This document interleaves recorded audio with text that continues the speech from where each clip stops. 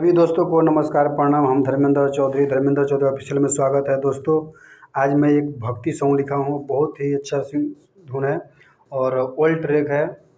कल्पना जी का सॉन्ग है कि जाता रो परदेश बलमुआ छोड़ी के अपन देश बलमुआ, जाता रो परदेश बलमुआ छोड़ी के अपन देश बलमुआ।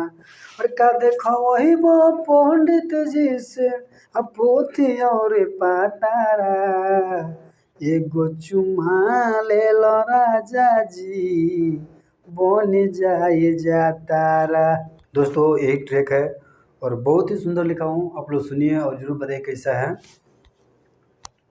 चलिए हम अपने चलते हैं मुखड़े की तरफ। दोस्तों मेरे गांव में चणी माँ है, हमने अपने चणी माँ के ऊपर गाना लिखा है। आप लोग के गांव में जो भी माँ होंगे उनके नाम डाल के आप गाना गा सकते हैं। भैया बहिनी गावेले भजनिया जे भी पूजेला चणी माई के चरनिया, भैया बहिनी गावेले भजनिया जे भी पूजेला चेड़ी माही के चरनिया। और घंटी घंटा रोजे बजेला सजिया भोर हरिया, हमारा गावे बाबे माई के चेड़ी मंदिरिया, हमारा गावे बाबे माई के चेड़ी मंदिरिया।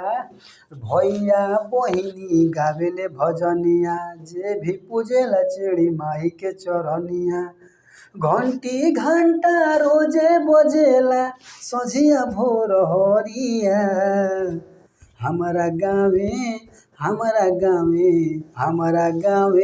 बाबे माई के चेड़ी मंदिरिया, हमारा गावे बाबे माई के चेड़ी मंदिरिया। भैया बहिनी गावेले भजनिया।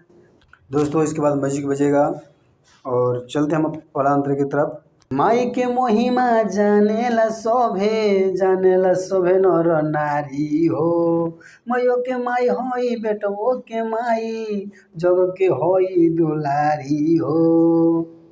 माई के महिमा जानेला सभे नर नारी हो, मयो के माई होई बेटवो के माई जग के होई दुलारी हो। सुरहो सिंगार के हथवा कटार लेके अवतारी भगता दुआर भैया बहिनी गावेले भजनिया जे भी पूजेला चेड़ी माही के चरनिया।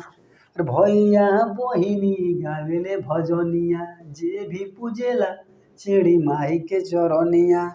और घंटी घंटा रोजे बजेला सझिया भोर हरिया, हमारा गावे बाटे माई के चेड़ी मंदिरिया, हमारा गावे बाटे माई के चेड़ी मंदिरिया।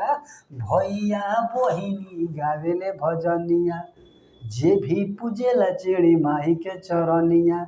और घंटी घंटा रोजे बजेला सझिया भोर हरिया, हमारा गावे बाटे माई के चेड़ी मंदिरिया। दोस्तों आप लोग जरूर बताइए कैसा है और आप लोग सुनिए बताइए, उसके बाद मैं अगला अंतरा लिखूंगा। कोई भी भाई को चाहिए तो आप मेरे व्हाट्सएप पे आके कांटेक्ट कर सकते हैं, आपको फुल एंड फ्री सॉन्ग मिल जाएगा।